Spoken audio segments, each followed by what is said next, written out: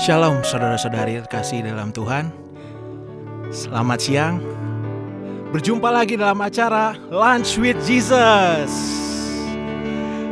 Mari saudara-saudari, sebelum kita mulai acara Lunch with Jesus ini, mari kita tundukkan kepala kita. Kita mau angkat satu pujian.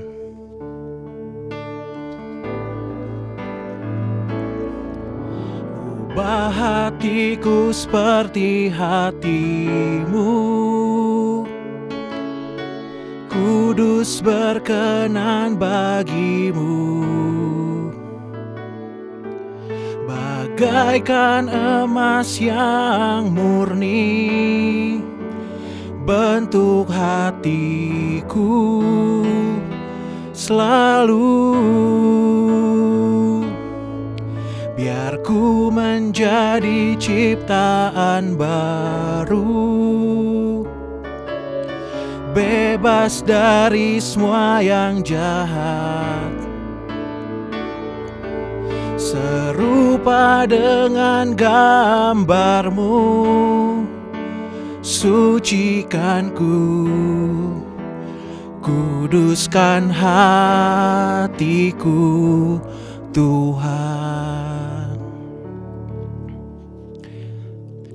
Saudara-saudari terkasih yang dikasihi Tuhan, pernah gak sih saudara-saudari merasa atau ada yang mengatakan kepada saudara-saudari, ngapain sih masalah seperti ini dipikirkan? Sudah, lupain aja. Ngapain sih harus menyimpan dendam? Sudah, lupakan saja. Ngapain sih kita harus sakit hati kepada seseorang? Sudah, lupakan saja. Lupakan saja, itu merupakan suatu hal yang mudah bagi mereka. Tetapi saudara-saudari yang terkasih dalam Tuhan, otak kita dirancang sama Tuhan untuk merekam. Otak kita dirancang sama Tuhan untuk mengingat memori-memori yang sudah kita lakukan dalam perjalanan kehidupan kita. Mereka mengatakan kita harus lupakan. Lalu bagaimana bisa melupakan? Mungkin cara melupakannya hanya dengan kita menjadi amnesia, atau mensugesti diri kita pribadi untuk lupakan akan hal itu. Tapi jika kita mensugesti diri kita, itu tidak akan bertahan lama dan itu membutuhkan effort yang sangat-sangat besar. Firman Tuhan mengatakan pada kita untuk mengampuni, bukan melupakan. Dalam Matius 5 ayat 44, Tuhan Yesus berkata, "Tetapi aku berkata kepadamu, kasihinilah musuhmu dan berdoalah bagi mereka yang menganiaya kamu." Artinya apa saudara-saudariku? Tuhan meminta kita untuk mengasihani musuh kita. Tuhan meminta kita untuk mengampuni kesalahan musuh-musuh kita. Lalu seberapa kali, berapa sering kita harus mengampuni kesalahan dari musuh-musuh kita? Mari kita baca di Matius 18 ayat 21 sampai dengan 22. Saya akan bantu bacakan. Kemudian datanglah Petrus dan berkata kepada Yesus, "Tuhan, sampai berapa kali aku harus mengampuni saudaraku jika ia berbuat dosa terhadap aku? Sampai 7 kali?" Yesus berkata kepadanya, "Bukan, aku berkata kepadamu, bukan sampai 7 kali, melainkan sampai 70 kali 7 kali." Teman-teman, saudara-saudari kasih dalam Tuhan, dalam ayat ini, dalam Injil ini, sudah dinyatakan dengan sangat jelas oleh Yesus, kita harus mengampuni sampai 70 kali 7 kali. Artinya apa teman-teman? Artinya ini bukan hanya sebatas sekedar 70 kali 7, 490 kali. Bukan, tapi Tuhan Yesus menginginkan kita untuk terus saling mengampuni terus menerus. Artinya kita mengampuni tanpa batas. Coba saudara-saudari pikirkan dan renungkan akan hal ini. Apabila Yesus membatasi 70 kali 7 kali hanya sebatas 490 kali, seberapa banyak kesalahan kita, seberapa banyak dosa kita yang sudah kita lakukan dalam kehidupan kita? Atau mungkin gak usah jauh-jauh dalam kehidupan kita selama ini. Pada hari ini saja, sudah berapa banyak dosa yang kita perbuat? Bagi saya pribadi, kalau misalkan Tuhan Yesus hanya mengatakan mengampuni sebatas literally 490 kali, saya rasa saya sudah tidak bisa diampuni lagi. Karena dosa saya sendiri, kesalahan yang saya lakukan kepada Tuhan Yesus itu sudah melebihi dari 490 kali. Bahkan mungkin bisa sampai ribuan, bahkan puluhan ribu. Itulah mengapa Tuhan Yesus mengatakan ampuninya 70 kali 7, yang artinya tanpa batas. Tuhan Yesus masih tetap kok mau mengampuni kita. Dengan caranya bagaimana? Marilah kita datang kepada Yesus, kita mengakui segala dosa kita mengakui segala kelemahan kita mohon ampun. Tuhan Yesus Maha Pemurah kok, Dia pasti bakal mengampuni kita. Ketika Tuhan Yesus sudah mengampuni kita, hal ini juga lah yang harus kita lakukan kepada sesama kita. Yesus yang merupakan role model kita, panutan kita, yang bisa mengampuni dosa kita lebih dari 490 kali. Masa kita tidak mau mengampuni saudara-saudara kita, teman-teman kita lebih dari 490 kali itu? Jangan merasa, jangan berpikir bahwa aku sudah disakiti oleh dia, aku tidak bisa mengampuni dia, aku sakit hati atau aku akan sedih. Jangan pernah berpikir seperti itu. Mintalah bantuan Tuhan untuk melakukan pengampunan tersebut. Apabila saudara-saudari tidak melakukan hal ini, mungkin akan ada benih kebencian yang timbul dari diri saudara-saudari. Benih kebencian ini mungkin akan tertanam dalam hati, mungkin satu persatu. Tapi makin lama, makin kelamaan, benih ini akan tumbuh dan menjadi pohon yang mungkin dapat merema pada hati kita. Dan mungkin ketika saudara-saudari melakukan suatu tindakan, ketika kita mengampuni, Tuhan Yesus akan mengangkat benih-benih kepahitan itu. Lalu bagaimana dengan melupakan? Apabila kita hanya melupakan, mungkin pada saat itu kita bisa lupa. Atau mungkin kita kasih jarak, misalkan selama 3 atau 4 tahun kita tidak berjumpa dengan orang tersebut, mungkin kita lupa. Tapi ada suatu saat, ada suatu momen di mana kita mungkin berjumpa kembali dengan orang tersebut, lalu kita merasakan luka lagi, kita merasakan penderitaan yang telah kita terima dari orang tersebut. Kita tiba-tiba mengingat kembali masalah-masalah itu.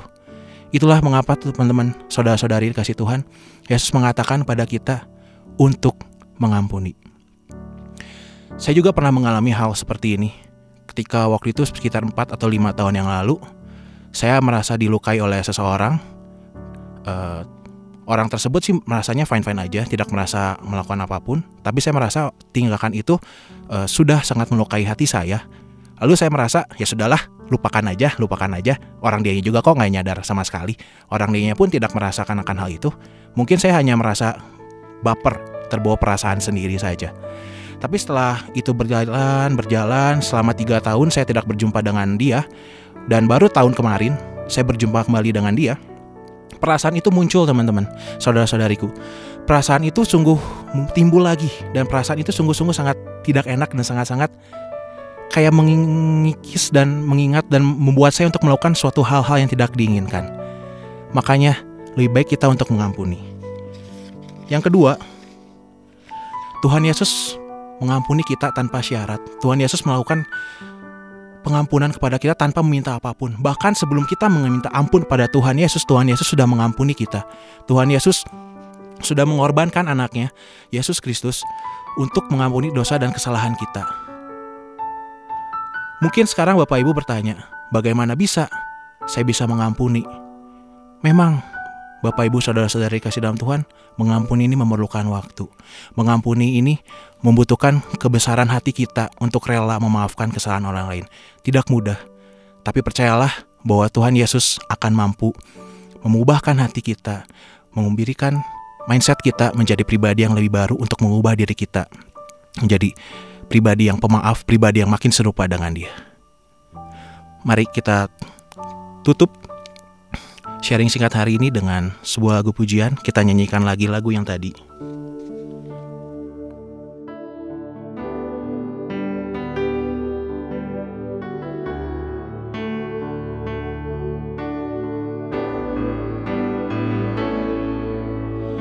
Ubah hatiku seperti hatimu,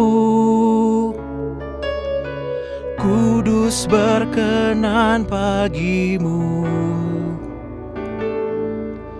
Bagaikan emas yang murni, bentuk hatiku selalu. Biar ku menjadi ciptaan baru, bebas dari semua yang jahat, serupa dengan gambarmu. Sucikan ku kuduskan hatiku Tuhan. Mari saya undang Bapak Ibu Saudara-saudari untuk melakukan doa ini. Nyanyian ini sebagai ucapkan doa kita. Pulihkan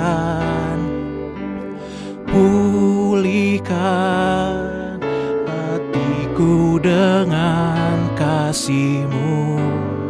Bentuklah hati kami Tuhan. Bentuklah hatiku jadi seperti-Mu. Biarlah kekudusan-Mu memenuhi diri kami Tuhan. Kekudusan-Mu memenuhiku Tuhan, ini rinduku. Ubah hatiku seperti hati-Mu, kudus berkenan bagi-Mu.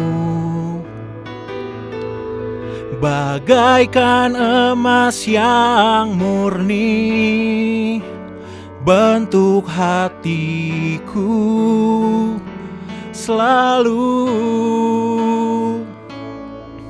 Biar ku menjadi ciptaan baru, bebas dari semua yang jahat, serupa dengan gambar-Mu.